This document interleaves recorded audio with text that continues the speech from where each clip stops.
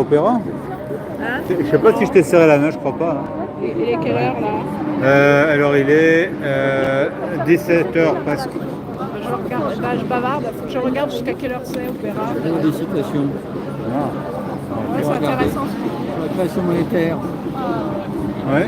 Isabelle, les gens ont un peu de mal à comprendre que les banques, quand elles accordent un crédit, quand les banques accordent un crédit immobilier, Ton vélo, Agnès. Bah oui, mais si j'envoie pas tout, ça va être bien. Ah ok.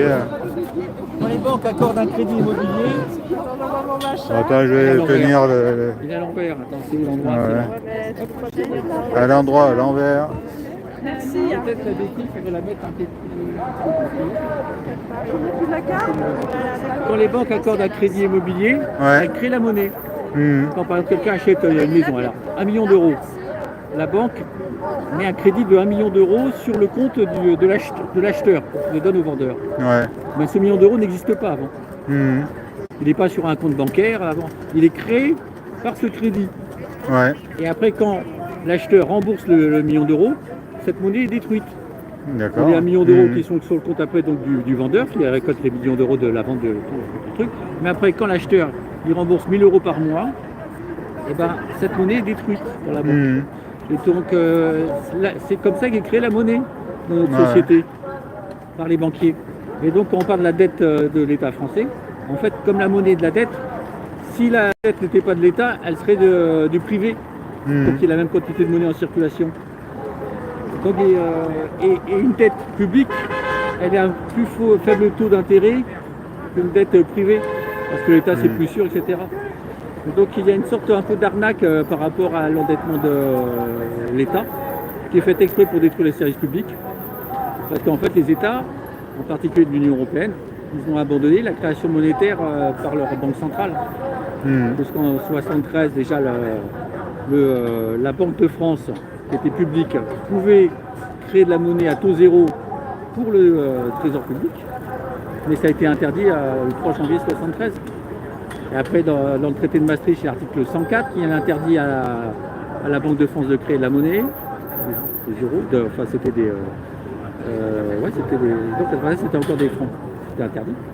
Et donc la France devait emprunter sur les marchés, donc aux banques, qui devenaient les souverains quoi, de la monnaie. Mhm. Donc il n'y a plus de souveraineté ni nationale, ni populaire sur la monnaie. C'est le règne de la plutocratie. Il faut monnayeurs légaux, comme disait Maurice Allais. Mhm. On est dans ce système et il faut s'en rendre compte. Je vous conseille de chercher Philippe Deruder et André-Jacques Holbeck. Deruder et Holbeck, vous cherchez les 10 plus gros mensonges sur la monnaie. Voilà, ou l'argent dette. L'argent dette, il y a un dessin animé canadien qui parle de ça. Et ça, moi je l'ai appris qu'en 2008, quand il y a eu la crise financière. Oui, mais disons, on fout bien de notre gueule quand j'ai appris ça. Mhm. Et c'est essentiel de comprendre ça. Même, je me rappelle Étienne Chouard qui avait fait des études d'économie, en fait, il n'avait pas bien saisi l'histoire. Et c'était à cette époque que Sarkozy avait donné notre or, l'or de la France, de la Banque de France, On avait vendu, ouais. aux Américains. Ah oui. L'or, c'est matériel, c'est un peu plus sûr que la monnaie, oui. Voilà, c'est une sorte d'agent des États-Unis. Hein. Donc pour sauver la France, il avait fait les poches de la Banque de France en récupérant Ouais, l'or. pour quoi. sauver la France. Ouais, entre guillemets, c'était ironique. La France fait partie Ouais. de l'empire états-unien, de l'empire bancaire. Et, on est un féodé. Et, les États-Unis ont une loi d'extraterritorialité des lois qui fait que même sur le compte bancaire, des fois la banque nous demande si on est citoyen des États-Unis. des choses comme Ah ça. ouais. C'est pour appliquer les lois des États-Unis en France. Mais nous aussi on va faire ça.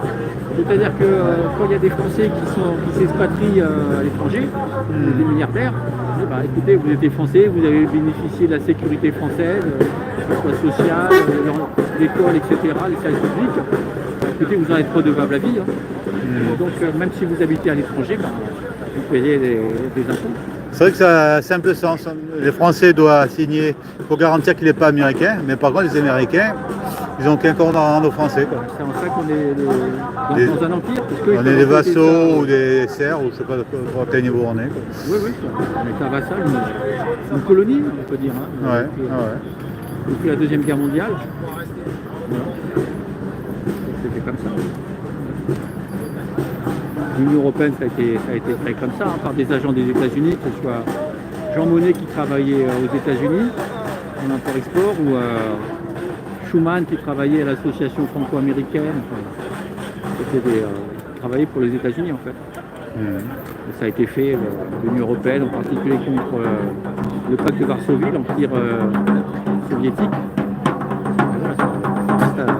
L'empire occidental, atlantiste, dans lequel on est.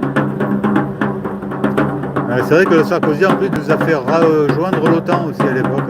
Ouais. Sarkozy, en fait, il a de la famille aux États-Unis. Il passait ses étés sur la côte est des États-Unis quand il était très jeune. Donc il a ce lien avec les États-Unis depuis très très longtemps.